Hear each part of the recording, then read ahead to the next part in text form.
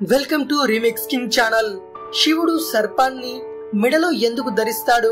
పరమేశ్వరుని మెడలో నాగాభరణమై ఉన్న మహాసర్పం వాసుకి అన్ని వేళలా స్వామి సేవలో ఆ నాగరాజు తరిస్తాడు. కశ్యప ప్రజాపతికి గల 14 మంది భార్యల్లో వినత కద్రువలు ఇద్దరు. వినతకు గరుత్మంతుడు అనురుడు ఇద్దరు కుమారులు.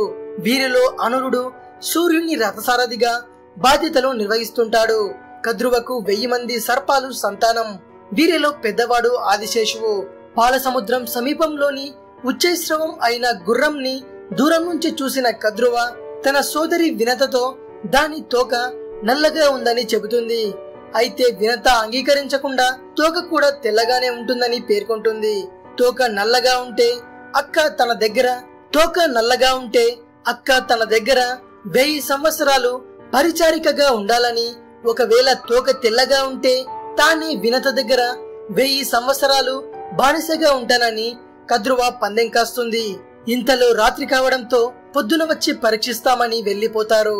గుర్రం తోక తెల్లగానే ఉంటుంది. ఇది తెలుసుకున్న కద్రువ ఈ పందెంలో ఎలా నెగ్గాలా అన్న సంశయంలో పడుతుంది. హఠాత్తుగా ఆమెకు ఆలోచన వస్తుంది. తన కుమారులను పిలిచి నల్లగా ఉన్న వారు వెళ్లి గుర్రం తోకను చుట్టుకోవాలని కోరుతుంది. దీన్ని వారు అంగీకరించరు. ఇది ధర్మసమ్మతం కాదని వాదిస్తారు. వారి వాదనతో ఆగ్రహం చెందిన కద్రువ తల్లి మాటని పట్టించుకోరు కాబట్టి భవిష్యత్తులో జరిగే సర్పయాగంలో పడి నశించిపోతారని శాపిస్తుంది. ఈ శాపంతో భీతిలిన్న కొన్ని సర్పాలు తల్లి మాట ప్రకారం గుర్రం తోకను పట్టుకోవడంతో నిజమేనని భ్రమించిన వినత అన్నమాట ప్రకారం కద్రువ దగ్గర దాసిగా పనిచేస్తుంది. అనంతరం ఆమె కుమారుడు గరుత్మంతుడు బానిస బంధనాల నుంచి విముక్తి కలగజేస్తాడు. తల్లి మాట అంగీకరించని ఆదిశేషువు శ్రీ మహావిష్ణువు కోసం ఘోర తపస్సును చేస్తాడు.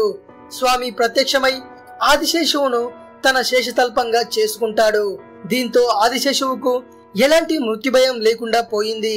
రెండో వాడైన వాసుకి మహాశివుని కోసం తపస్సు చేస్తాడు. శంభునాథుడు ప్రత్యక్షమై వాసుకి మృత్యుభయం లేకుండా చూసేందుకు తన మెడలో నాగాభరణంగా చేసుకుంటాడు. శివుడు మృత్యుంజయుడు. దీంతో వాసుకి కూడా ఎలాంటి మృత్యువు దరిలోకి రాకుండా పోయింది. ఆనాటి నుంచి వాసుకి మహాశివుని మెడలో దర్శనమిస్తుంటాడు.